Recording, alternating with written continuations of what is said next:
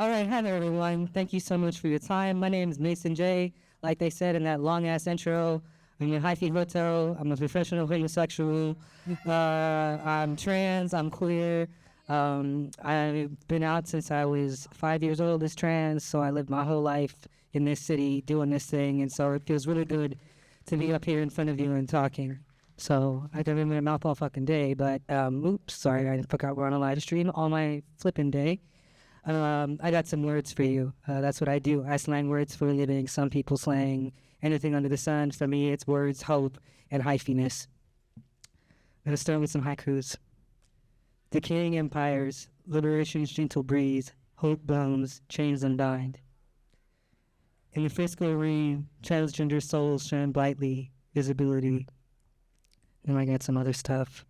I write a lot about the city, and I also talk between my work because I feel it's important to contextualize it. I feel like it's one thing to just listen to me blabber, but it's another thing to hear where these stories come from. I've been thinking a lot lately about the ways in which being visible my entire life has been a blessing and a curse, and how that is a beautiful thing because it allows me to way show for other people. And so that's kind of the gist of what this is about. It's based off of Allen Ginsberg's Howl. I suss into the best minds of our trans, two-spirit, Black, and Indigenous generations destroyed by a global sadness, dragging themselves through panic-soaked streaks after last call, checking out of life, spinning out, crying like coyotes under the moon in Alamo Square.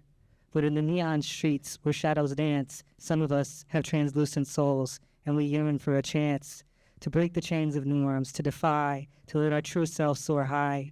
Every now and then, my heart's tender chambers, ghost voices sound, a testament to middle spaces where energy and liberation are found. Through words, trans oracles weave a tapestry of light, navigating rough waters, shady streets, seeking solace in the night. We march with audacity, our stories boldly told, our destinies unfold, heads and fists held high, we challenge each oppressive mold. For the holiest and the unholy of us, fierce and untamed, cannot be bought or sold for any amount. We do this for Gwen Arajo, for Brandy Martel, for Tyler De Jesus, for J.L. Roseman, for Cecilia Gentili, Felicia Flames, the ones who dared to dream in kaleidoscopic hues. Through the Gemini City, fun fact, San Francisco's a Gemini. Through the Gemini City's eyes, their stories told. In their honor, resilience blooms, blesses the land, and provides, it consoles us. We carve spaces of connection where isolation meets its end, embracing community, finding solace in a brother, a sister, a non-binary friend. For in unity we rise, our voices resounding strong. As word keepers like me, as wavers and wave showers and hoes, we triumph over all that's wrong. No longer bound by the chains of fear and despair. We celebrate our existence, proud, with regalia, with audacity and flair. All right. Well, I'm not doing this, I'm doing witchy stuff, and so I've been thinking a lot about the ways in which the words that I weave and even the sound of my voice has implications. And so I've been thinking about the ways in which our community does that, and it becomes a call and response, which is the most healing thing that we can do. After several lifetimes, I'm gaining a grateful grasp over my words and spells, both wind and fire, she, he, and they. Sun's morning voice on the water, the night sky's sleeping mask. I've built a gender fortress under hormone-stained sheets, next to the rivers, next to the seas, deserts, and mountains. You have earned mastery over the slums. I have owned mastery over the powdered milk and blocks of cheese and budget cuts. I have embraced and rejected opulence and commerce. I thank the male servants who support within heaven. I thank the female laborers guiding and guarding the underworld. I thank the non-binary jesters with grief, love, rage, joy. My beloveds have obtained mastery of all which is ordered to be done for us and our kind, by way of journeying through unholiness, divine devotion, light, shadow. The demons across the nation may turn our shrines into shooting ranges and businesses to flip, but we remain forever free. The power of our words opens all roads. Even in the center of a whirlwind, we are gentle and silly. Lighter than the fog, we walk the paths, build the fires, dance and sing. As the sun rose over Yalamo, I heard a pair of crows call out, trans life is not a gold rush. And though I want to deny the message, they are not liars. Healing is a lifelong promise of transformation. It is innocent to look at, with new things to see. It is also the black teeth of exhaustion, the familiarity of grief. We have straightforward grant requests, curved funeral programs, and backwards demands of the city by the bay. But whenever we refuse the scraps of suffering and devastation, we cut the cords of sorrow and create security for everyone coming in behind us while the storm passes by.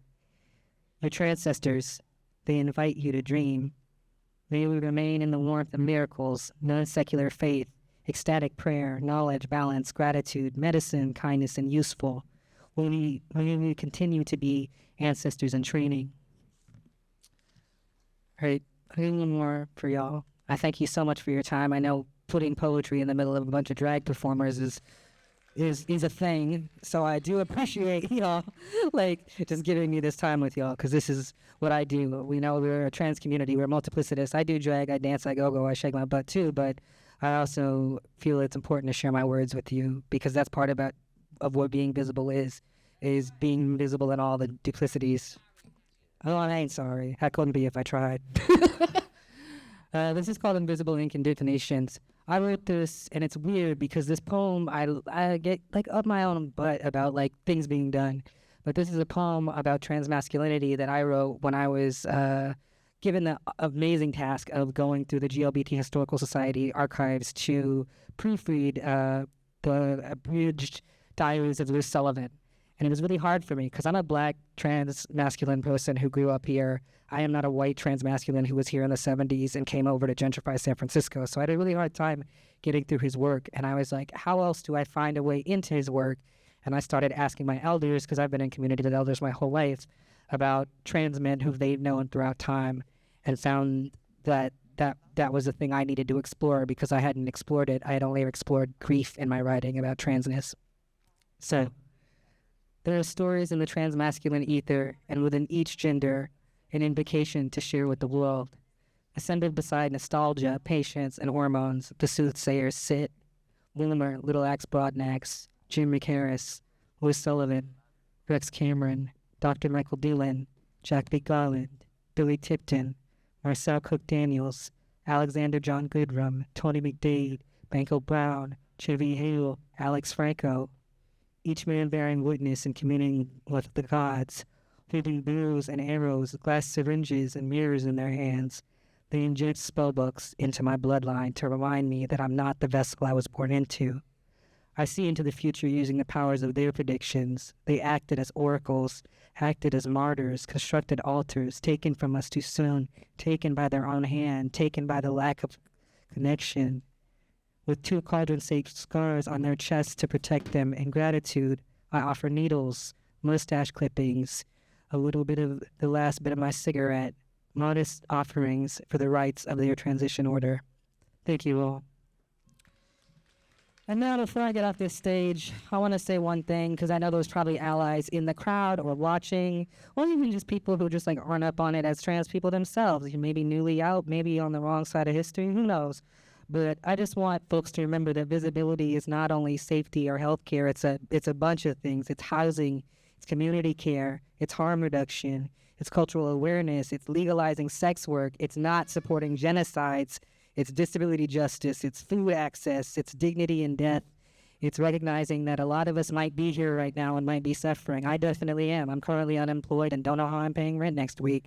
But just showing up and being visible is part of what that means. And so thank you, Ra. Thank you for spending Easter and Trans Day of Visibility with me. I can't wait to see what the rest of our show looks like.